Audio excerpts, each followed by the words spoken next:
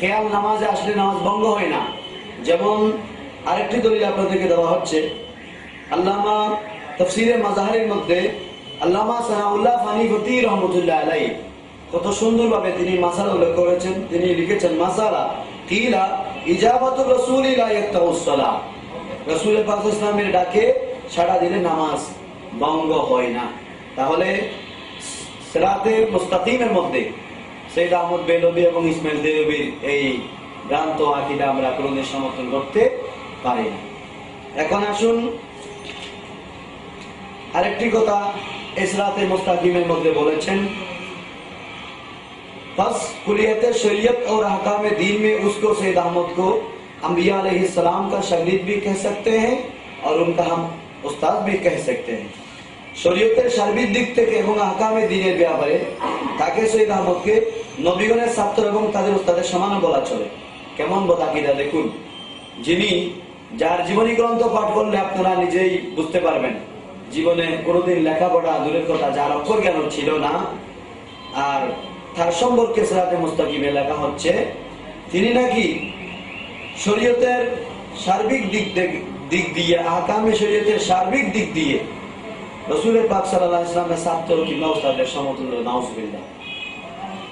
এরকম সিরাতে মুস্তাকিমের মধ্যে আর অসংখ্য কুফরি আকীদা রয়েছে। আপনারা দেখতে পাচ্ছেন সিরাতে মুস্তাকিমের মধ্যে আর অসংখ্য কুফরি আকীদা রয়েছে। এগুলো যদি বিস্তারিত বলতে যা অনেক সময় প্রয়োজন হবে, তাই শুধু এতটুকু বলে রাখলাম, নামাজের মধ্যে রাসূলের খেয়ালকে গরুগাদার খেয়ালের চাইতে এবং আপন স্ত্রীর সাথে মুজামিয়ার সহবাসের খেয়ালের চাইতে নিকৃষ্ট বলে সিরাতে মুস্তাকিম সৈয়দ আহমদ বেলবি ইসলামের উপর কত বড় জুলুম করেছে। দ্বিতীয় আপনারা দেখুন আরেকটি কিতাব হেফজুল ইমান। এই হেফজুল ইমানটি লিখেছেন আশরাফ আলী থানভী সাহেব, যিনি ওয়াহাবীদের অন্যতম প্রধান ইমাম। সিরাতে মুস্তাকিমের মধ্যে তিনি লিখেছেন, आपकी जाते मुकद्दस पर इल्म गायब का हुक्म किया जाना अगर बकौल ज़ाहिर सही हो तो दरियाफ्त तलब यह अमर है कि इस गायब से मुराद बात गायब है या कुल गायब है। अगर बात उलूम गायब या मुराद है तो उसमें हुजूर सल्लल्लाहु अलैहि वसल्लम ही की क्या तखसीस है। ऐसा इल्म गायब तो ज़ाहिर व अमर व बल्कि हर सभी व मजनून बल्कि जमी हैवानात व बहाइम के लिए भी हासिल है। हिफ्जुल ईमाনের মধ্যে 15 পৃষ্ঠার মধ্যে তিনি লিখলেন, হুজুর পাক সাল্লাল্লাহু আলাইহি ওয়াসাল্লামের পবিত্র সত্তার মধ্যে ইলমে গায়েব বা উদ্দেশ্য জ্ঞানের অস্তিত্বকে স্বীকার করা যদি জায়েদের কথা অনুযায়ী শুদ্ধ হয়, তবে জিজ্ঞাসা হয়ে দাঁড়ায় ওই গায়েব দ্বারা কি আংশিক ইলমে গায়েব উদ্দেশ্য না সামগ্রিক গায়েব উদ্দেশ্য। যদি কতক ইলমে গায়েব উদ্দেশ্য হয় তবে এতে হুজুর সাল্লাল্লাহু আলাইহি ওয়াসাল্লামের কি বিশেষত্ব রয়েছে। এ ধরনের ইলমে গায়েব তো জায়েদ আমর বরং প্রতিটি শিশু, পাগল, এমনকি জানোয়ার ও অন্যান্য পশুরও রয়েছে। রাসূলের পাকের ইলমে গায়েব কোরআন এবং হাদিসে পাকের ভিত্তিতে অখণ্ডনীয় এবং রাসূল পাক ইসলামের এই উদ্দেশ্য জ্ঞানকে খণ্ডন করতে পারবে না।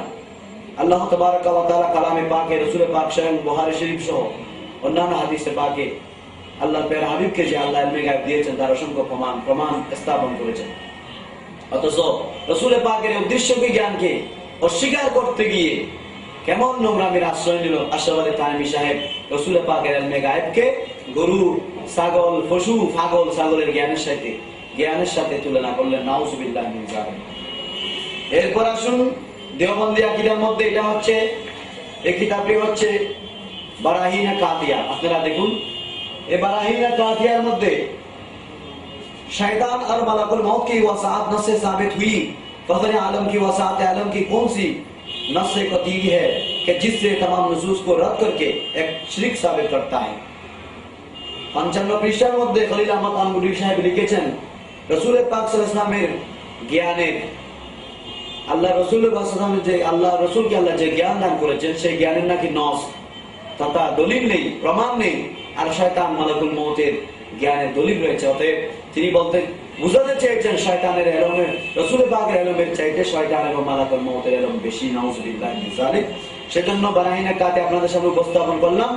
এগুলো আমি হক বাতিল কিতাবে লেখার পর বিভিন্ন স্থান থেকে আমার কাছে টেলিফোন করা হলো যে এই সমস্ত লেখা আমাদের মুরব্বীরা লেখেন নাই, আমাদের কোনো কিতাবের মধ্যে নেই।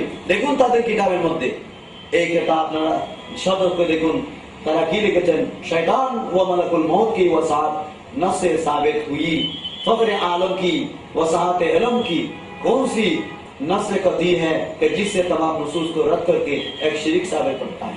रसूल पाक সাল্লাল্লাহু জ্ঞানকে প্রতিষ্ঠা করলে, রসুল ওয়াসাল্লাম জ্ঞানকে স্বীকার করলে নাকি শিরিক হবে। এভাবে এখানে আরেকটি মারাত্মক আকীদা উপস্থাপন করেছেন, রসুল পাক সাল্লাল্লাহু আলাইহি ওয়াসাল্লাম নাকি তাদের কাছ থেকে ওই দেওবন্দি ওলামাদের সাথে এই স্বপ্নের মধ্যে কথাবার্তা বলার কারণে উর্দু ভাষা শিখেছেন, নাউজুবিল্লাহ। অথচ আল্লাহ তাবারকা ওয়া তাআলা কালামে পাকের মধ্যে ইরশাদ করেছেন, ওয়া আল্লামা আদমাল আসমাআ কুল্লাহা, আদম আলাইহিস সালামকে সমস্ত ভাষা শিক্ষা দিয়েছেন, তামাম নবী সকল নবীদের সেরা। আর ওই নবী নাকি উর্দু ভাষা শিখেছেন সেই দেওবন্দি ওলামাদের কাছ থেকে। দেখুন তাদের ভ্রান্ত মতবাদ।